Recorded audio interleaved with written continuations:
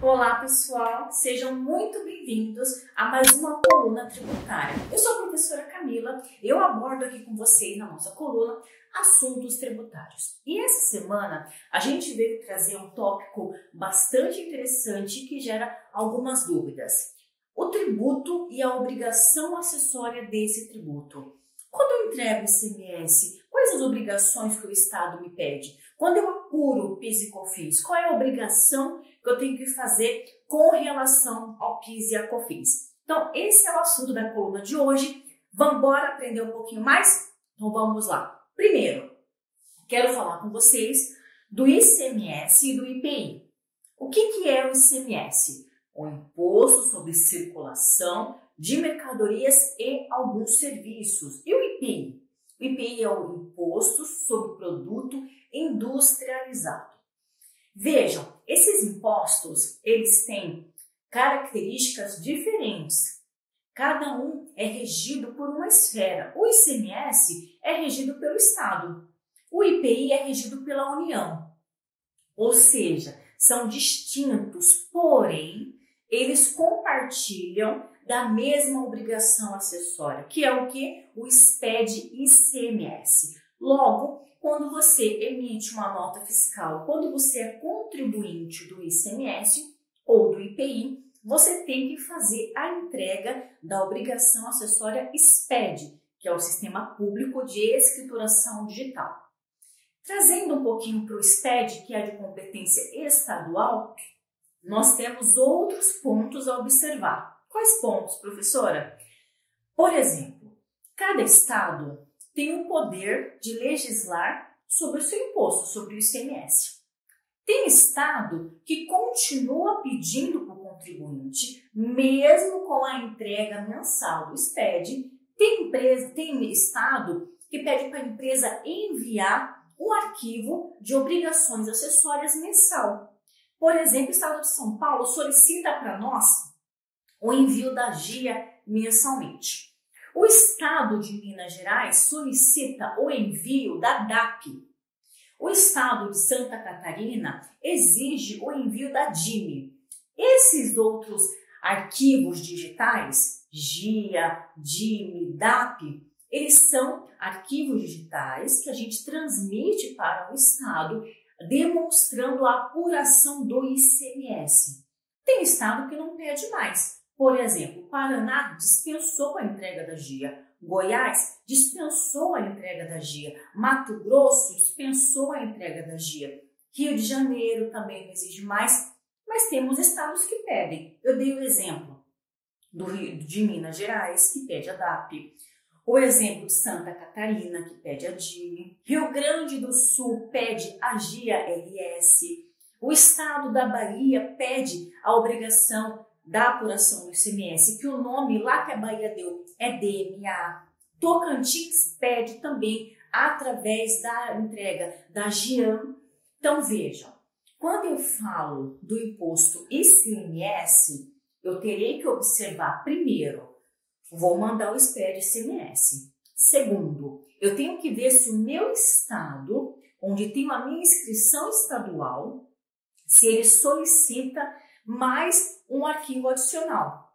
Esse arquivo adicional pode ter o nome que o estado quiser dar, entretanto, ele se refere somente às operações que geraram o ICMS.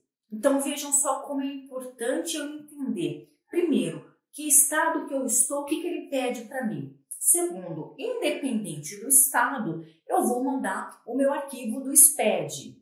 O arquivo do SPED é um arquivo que vai contemplar todas as suas operações que você emitiu nota fiscal. Quando eu trago essa questão, essa análise para o IPI, já é diferente. Por quê? Porque o IPI é um imposto de competência federal. Ou seja, eu apuro ele pela minha matriz. Eu não preciso fazer as apurações igual eu faço a do ICMS. Então, o que eu preciso entender? Professora, eu sou comércio e sou indústria. Você vai informar todas as suas operações dentro do arquivo SPED, ICMS e IPI. Professora, e com relação ao PIS e a COFINS? Qual é a obrigação que eu demonstro toda a apuração dessas contribuições? Quando a gente fala de PIS e COFINS, são contribuições e quem regula essas contribuições é a União. E o arquivo digital, a obrigação acessória que eu devo enviar para a Receita, que vai acobertar toda a movimentação, apuração, base de cálculo, o valor da contribuição devida, é o SPED Contribuições. Dentro do SPED Contribuições, por ele ter a composição da apuração do PIS e da COFINS, eu tenho dentro dele informações que eu não tenho no meu SPED ICMS. Professora, como assim? Nós temos, quando se fala de PIS e COFINS, documentos não fiscais. No SPED ICMS, no SPED IPI, nós vamos demonstrar somente nota fiscal, que geraram o fato gerador do imposto. Lembra, a gente acabou de falar. Quando eu falo de PIS e COFINS, além de nota fiscal, XML, eu tenho situações contábeis, operações contábeis que me geram direito a crédito.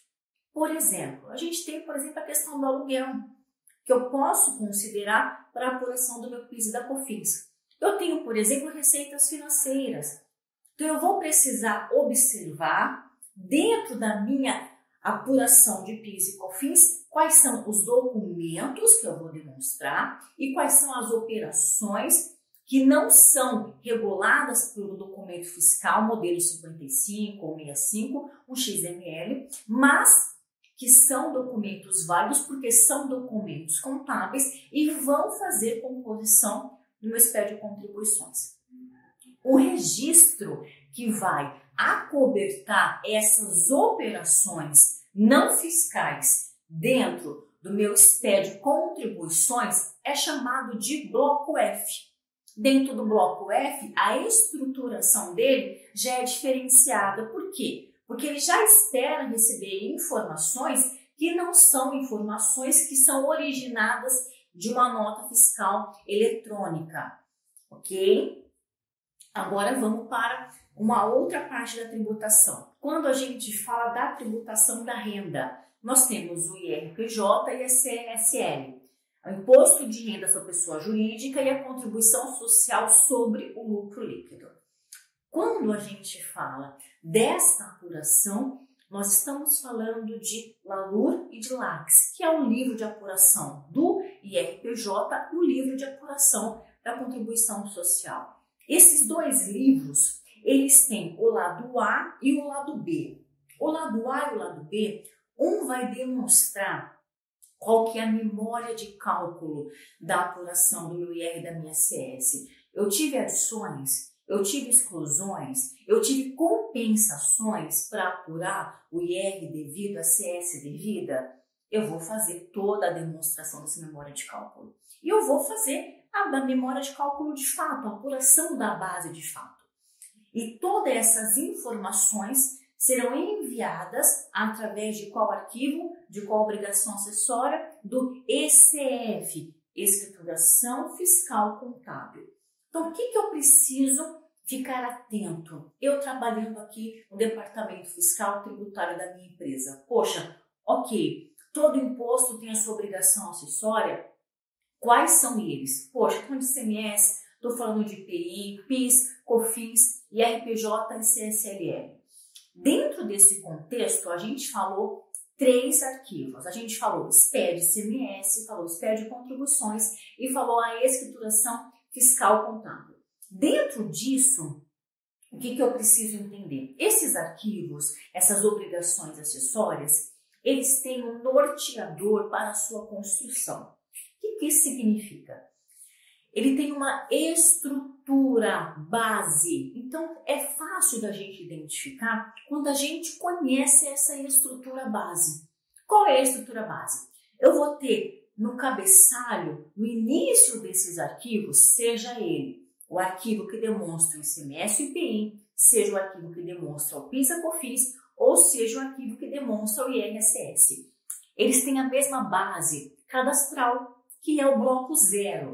O bloco 0, dentro desses arquivos, ele vai demonstrar quem é você, quem é seu contador, seu endereço, quais são suas mercadorias, quais são as suas unidades de medidas, quem são os seus clientes, quais são as mensagens que você cadastrou para as suas notas fiscais. Ou seja, o bloco 0 é o elenco cadastral da sua operação. Depois do bloco de cadastros, identificando todas as pessoas e produtos da sua operação, a gente vem para o bloco de documentos fiscais. Nós temos o bloco A, nós temos o bloco B, o C e o D. Porém, em cada arquivo isso é diferente. Por quê, professora? Porque, por exemplo, dentro do SPED ICMS, eu não demonstro as operações de serviço. Porém, no SPED contribuições, eu preciso demonstrar as operações de serviço. Então, a gente tem que observar. Professora, tem um cadastro, tem um bloco que é somente de documentos? Tenho.